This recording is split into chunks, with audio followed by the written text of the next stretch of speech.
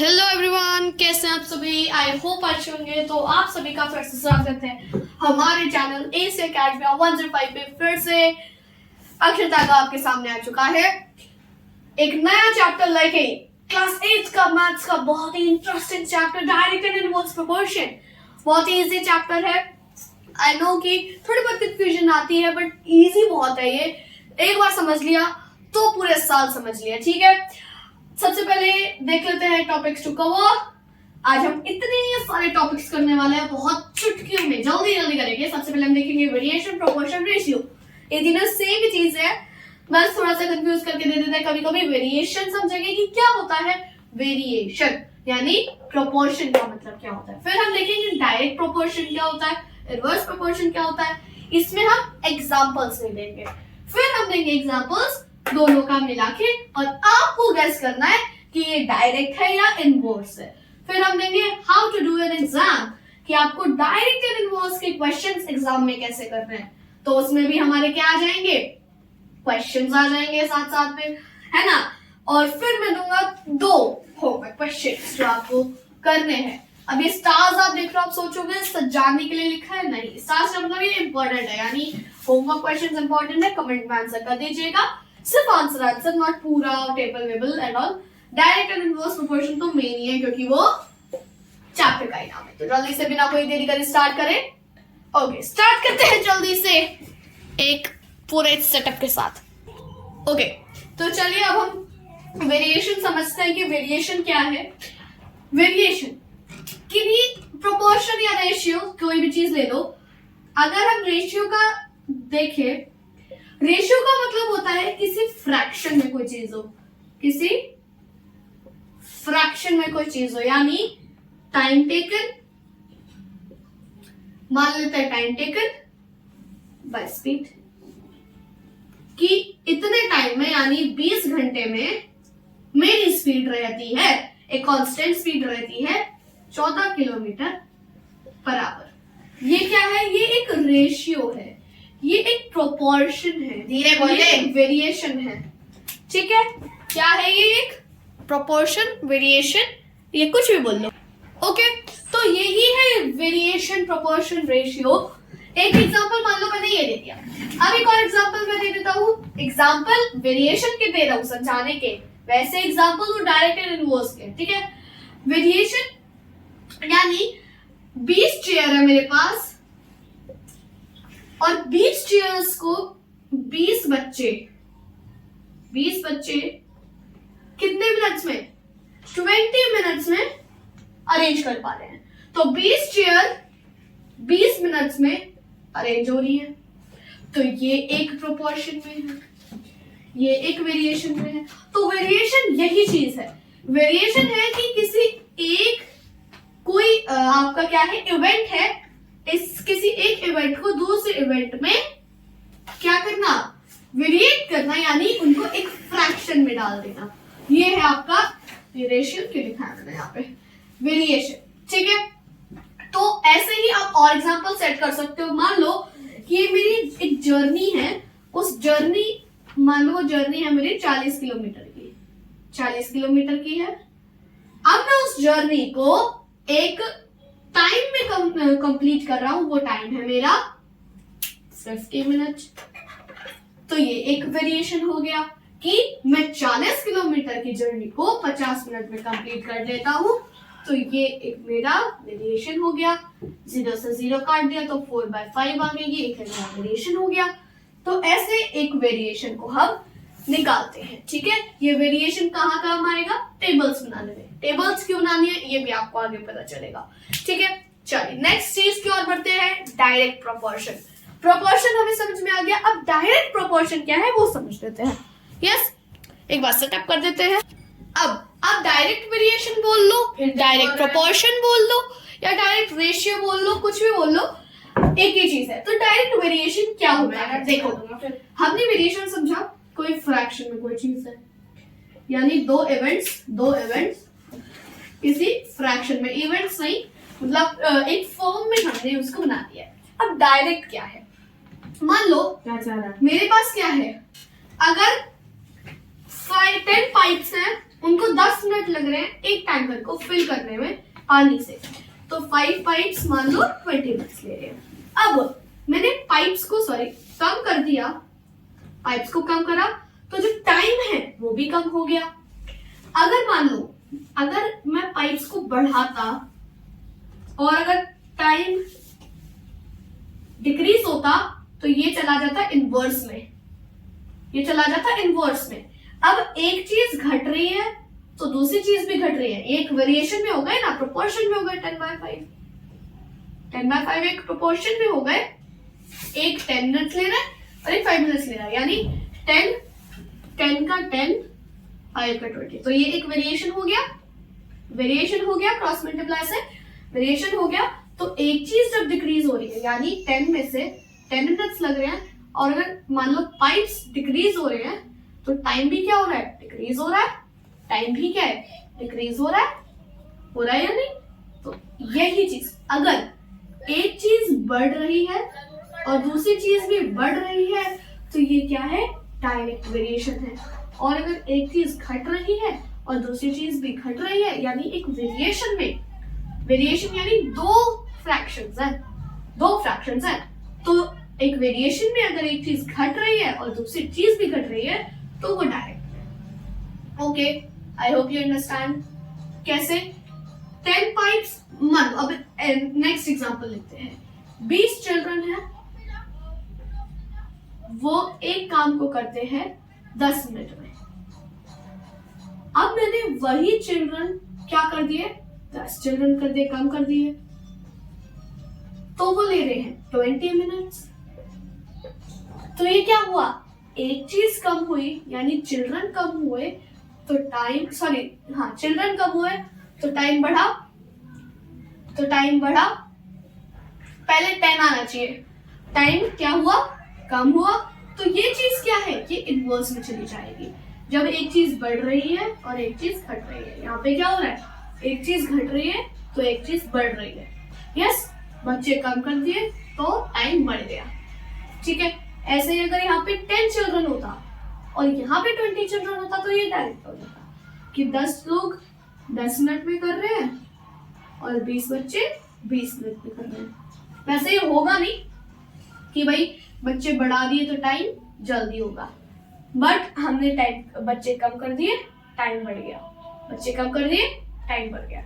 मान लो 20 में कर रहे हो तो 10 बच्चे 10 मिनट में करेंगे, ऐसा होगा। उल्टा कर दिया था मैंने, ठीक है। 10 बच्चे 20 मिनट में कैसे कर लेंगे, तो ये है। ओके, थोड़ा बहुत कंफ्यूजन हो जाती है। अब हम देखते हैं इनवर्स प्रोपोर्शन। मैंने इनवर्स प्रोपोर्शन भी इसी में ही समझा दिया है मेरे हिसाब से, तो है ना, इनवर्स प्रोपोर्शन भी इसी में ही समझ लिया आपने। तो चलिए अब हम आगे बढ़ते हैं। तो चलिए अब हम एक एग्जाम्पल देखते हैं, इससे बहुत अच्छे से समझ में आ जाएगा हमें। एग्जाम्पल्स यानी सबसे पहला example, cost of 5 metre cloth is 210 rupees. अच्छे से लिख देता हूँ, रुपीज 200 है। ये क्या है, 5 मीटर क्लॉथ की कॉस्ट है रुपीज 200। टैबुलेट यानी अब ये बस हमें एक टेबल ही बनानी है। The cost of 2, 4, 10 and 13 metres, यानी इतने मीटर्स की हमें कॉस्ट निकालनी नहीं, टैबुलेट करनी है of cloth of the same type, यानी एक ही टाइप का क्लॉथ है। यानी अगर मैंने सिल्क क्लॉथ की 5 मीटर 210 ली है तो सिल्क क्लॉथ की ही कितनी होगी, ठीक है। अब एक चीज आपको अच्छे से समझनी है। सबसे पहले इसमें देखना है कि ये एक डायरेक्ट प्रोपोर्शन है या इनवर्स है, ठीक है। इसके क्या देखते हैं हम, पहले रिलेशन देख लेते हैं। रिलेशन यानी डायरेक्ट का रिलेशन होता है x1 by y1 is equals to x2 by y2, always होना ही चाहिए, ठीक है। इसमें इनवर्स में क्या होता है, x1 into y1, नीचे लिखेंगे हम x1 into y1 is always equals to x2 into y2। यहाँ डिवीजन में या इंटू में, बस इतना सा डिफरेंस है। तो जब आप टैबुलेट करोगे डायरेक्ट हो और इनवर्स को करोगे तो ऐसे ही टैबुलेट, यहाँ पे लिखे आपने चीजें, यहाँ पे आपने अपने आइटम्स लिखे, यहाँ पे लिख देंगे x1 y1, यहाँ पे लिख देंगे x2 y2। अब अगर इनटू में है तो उन दोनों को इनटू करा दो, और अगर डायरेक्ट में है तो उस दोनों को फ्रैक्शन में लिख दो, ठीक है। अब पहले हमें ये देखना होता है ये डायरेक्ट है या फिर डायरेक्ट है, ठीक है। पहले हमें अभी ये देखना है कि ये डायरेक्ट है या इनडायरेक्ट, यानी हमें देखना है कि 5 मीटर क्लॉथ की कॉस्ट 210। अगर क्लॉथ कम होगा, 2 मीटर क्लॉथ होगा, तो कॉस्ट क्या होगी? कम होगी, कॉस्ट भी कम होगी। यस, आई होप आपको आवाज आ रही है। एक बार फिर से चेक कर लेते हैं हम। यस, ओके, तो कॉस्ट भी कम ही होगी। अब अगर 4 मीटर यानी अगर 5 मीटर क्लॉथ है, अगर 5 मीटर क्लॉथ से ज्यादा ले ले, 10 मीटर ले ले, तो कॉस्ट क्या होगी? ऑब्वियसली बढ़ेगी। कम क्लॉथ है तो कम कॉस्ट होगी, और अगर ज्यादा क्लॉथ है तो कॉस्ट ज्यादा होगी। तो ये क्या है? एक डायरेक्ट प्रोपोर्शन। अब जब हमें पता चल गया डायरेक्ट प्रोपोर्शन में है, अभी हमें इसको सॉल्व करना नहीं है, सिर्फ टैबुलेट करना है। तो कर देते हैं, चलो कर देते हैं x and y। x and y आप हमेशा डालेंगे यहाँ पे, यानी ये जो लाइन है ये x है, ये जो लाइन है ये y। अभी मैं आपको सिखा रहा हूँ कि टेबल कैसे बनानी है, इसलिए मैं बहुत धीरे धीरे आपको समझा रहा हूँ। टेबल बनानी है ऐसे, फिर आपको लिखना है यहाँ पे सबसे पहले length. So length of cloth, क्योंकि वेरिएशन भी आपको ध्यान से बनाना है, टेबल भी, कि लेंथ ऑफ क्लॉथ की इतने कॉस्ट है। ये नहीं कि इतने कॉस्ट का इतना क्लॉथ है, नहीं, इतने लेंथ का इतना कॉस्ट है। ठीक है, length of cloth and cost of cloth. ठीक है, ये लिख दिया, टेबल बना दी भाई हमने। एक लाइन खींच दी मैंने, 2, 4, 5, 10 एंड 13। ये यहाँ पे खींच दी लाइन मैंने। ये एक मान लो मैंने टेबल बना दी। अब लेंथ ऑफ क्लॉथ है मेरी 2 सेंटीमीटर, यहाँ पे लिखेंगे इन सेंटीमीटर, इन रुपीज, कई डॉलर्स में लिख दो आप। सो 2 सेंटीमीटर, ठीक है, 4 सेंटीमीटर, 10 सेंटीमीटर, यहाँ पे 5 सेंटीमीटर, 10 सेंटीमीटर एंड 13 सेंटीमीटर। ठीक है, तो 13 सेंटीमीटर ही हो जाएगा। अब कॉस्ट कितनी है हमें नहीं पता, 210 रुपीज, हमें नहीं पता। अब क्या कर देना है यहाँ पे x1, y1, x2, y2, क्योंकि ये x की लाइन है, y की लाइन है, x3, y3, x4, y4, x5, y5। ये हो गया आपका आंसर। सिर्फ टेबल बनाना मैंने आपको अभी सिखा दिया। ठीक है, अब हम देखते हैं कि इसको सॉल्व कैसे करना है। इसमें बस टैबुलेट है। अब मान लो इसको मेरे को सॉल्व भी करना है, मैंने इधर क्वेश्चन कर दिया सॉल्व भी कर दिया, solve the cost of this of the same type. सबसे पहले टेबल आपने बना दी थी, आपने लिख दिया डायरेक्ट में है ये। ठीक है, अब वेरिएशन जो मैंने बताया था, x1 by y1 is always equals to x2 by y2, ये तो वेरिएशन रहेगा ही रहेगा। अब x1 है हमारा 2 सेंटीमीटर, बाय ये y1 है तो ये y1 ही रहेगा। अब इस always is equal to 5 by 210। अब जब ये इक्वल्स टू में होता है, हमने देखा है कि इसको हमें क्रॉस मल्टीप्लाई करना होता है। सो y1 की वैल्यू क्या हो जाएगी? 2 into 210 by 5, यही हो जाएगी। तो 5 1s are 5, 5 4s are 20, yes, 5 4s are 20, 5 40। So y1 की क्या हो गई, क्या वैल्यू हो गई? 90 रुपीज। ऐसे आपको निकालना है आंसर। ठीक है, अब हमने आंसर निकालना सिखा दिया। अब हम एक एग्जांपल लेंगे इनवर्स का। ओके, अब हम एक एग्जांपल लेंगे इनवर्स का कि इनवर्स का कैसे सॉल्व करते हैं। ठीक है, तो चलिए अब हम एक एग्जांपल इनवर्स का भी लेते हैं। तो चलिए, अब मैंने एक और एग्जांपल लिख दिया है। अब हमें ये देखना है कि ये इनवर्स का है या डायरेक्ट का है। पहले ये देखते हैं। चलो, there are 100 students in a hostel, यानी एक हॉस्टल में, अगर आप हॉस्टल नहीं समझ पाते हो तो एक घर में 100 बच्चे हैं। फूड प्रोविजन यानी उनके लिए खाना जो है वो 20 दिनों तक का है। 100 बच्चों के लिए एक घर में 20 दिनों तक का खाना। How will these provisions last, यानी इतना खाना, ये खाना कितने दिन तक और चलेगा अगर 25 स्टूडेंट ज्यादा आ जाए। यानी 25 स्टूडेंट ज्यादा आ जाए तो नंबर ऑफ स्टूडेंट्स कितने हो जाएंगे? 125 स्टूडेंट्स। तो 125 स्टूडेंट्स के लिए जो फूड प्रोविजन है वो कितना रहेगा, ये पूछा जा रहा है। अच्छा अब देखो, अगर 100 बच्चों के लिए 20 दिनों के लिए खाना है तो 125 दिनों के लिए खाना सेम है। फूड मान लो 2 किलो है, सॉरी 10 किलो है 100 स्टूडेंट्स के लिए, तो 10 किलो ही 125 स्टूडेंट्स के लिए है। तो क्या दिन बढ़ेंगे या कम होंगे? मान लो अगर बच्चे कम हैं और खाना इतना है तो वो इतने टाइम में खत्म हो रहा है। अगर वो बच्चे बढ़ गए और उतना ही खाना है तो वो खाना क्या जल्दी खत्म होगा? यस। तो क्या होगा? डेज कम होंगे। तो ये क्या है? एक इनवर्स प्रोपोर्शन है। पहले हम एक टेबल बना लेते हैं, जैसे कि हमने टैबुलेट करा था तो एक टेबल बना लेते हैं। तो चलिए टेबल बना लेते हैं, सॉल्व भी कर देंगे हम कैसे करना है ना। सो टेबल चलो अभी रहने देते हैं, सीधा हम सॉल्व करते हैं। 100 बच्चों के लिए 20 दिनों तक का खाना है, 100 बच्चों के लिए 20 दिनों तक का खाना है। 125 बच्चों के लिए कितने का होगा? अब ये है इनवर्स। इनवर्स का रिलेशन क्या था? x1 by y1 is equals to x2 by y2। तो यानी 100 into 20 is equals to 125 into y2 ये जाएगा। अब y2 की वैल्यू क्या हो जाएगी? 100 into 20 divided by 125, ये हो जाएगा, ये हो जाएगा 20, ये हो जाएगा 2, 25 हो जाएगा 4, ये हो जाएगा 5, ये हो जाएगा 1, ये हो जाएगा 4, 4 into 4 आ जाएगा y2 की वैल्यू 16 डेज। 125 बच्चों के लिए 16 दिनों के लिए फूड प्रोविजन जाएगा। ऐसे है इनवर्स का। अगर आप इसको डायरेक्ट से करना चाहो ये हो ही नहीं सकता, मतलब आंसर गलत आएगा, हो जाएगा बट आंसर गलत आएगा। बट ये तो इनवर्स का है। आई होप आप समझ गए होंगे। Examples done. अब क्या था आप देख लेते हैं एग्जाम्पल्स के बाद how to do an exam. ये सबसे फेवरेट पार्ट है मेरा, मेरे हिसाब से। तो जल्दी से एक बार देख लेते हैं कि हमें एग्जाम्स में कैसे करना है। ओके चलिए ठीक है, अब देखते हैं हम कि एग्जाम में कैसे करना है। एग्जाम में कुछ पॉइंट्स है जो आपको याद रखना है करते वक्त। सबसे पहले है टेबल।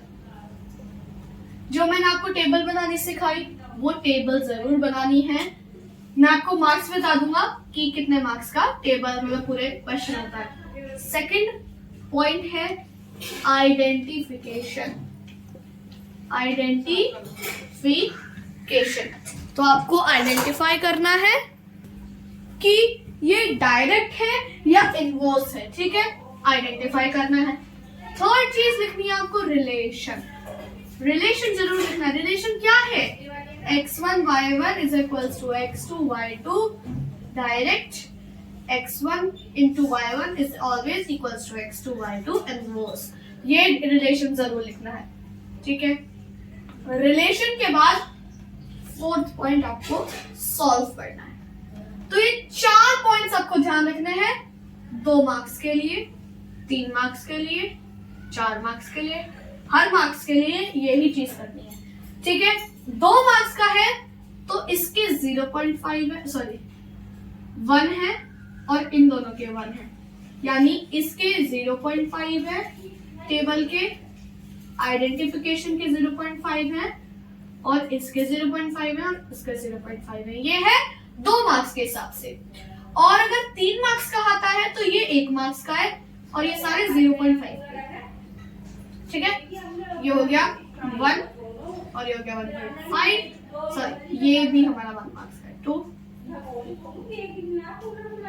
ठीक है, ये 1 मार्क्स के और ये 0.05 1 मार्क्स का है। अब अगर हमारा ये मान लीजिए कितने मार्क्स है? 4 मार्क्स का, तो कैसे आएगा? अब 4 मार्क्स का है तो कैसे करेंगे? ये 2 मार्क्स का रहेगा, ये 2 मार्क्स का रहेगा और ये सारे 0.5 के रहेंगे। क्यों भाई? ऐसा क्यों है? ऐसा क्यों है? सॉरी ये तो हो गया ना। ये 1.5 का रहेगा, ये 0.5 का रहेगा। 1.5 प्लस 0.5 इज इक्वल्स टू कितना हो गया?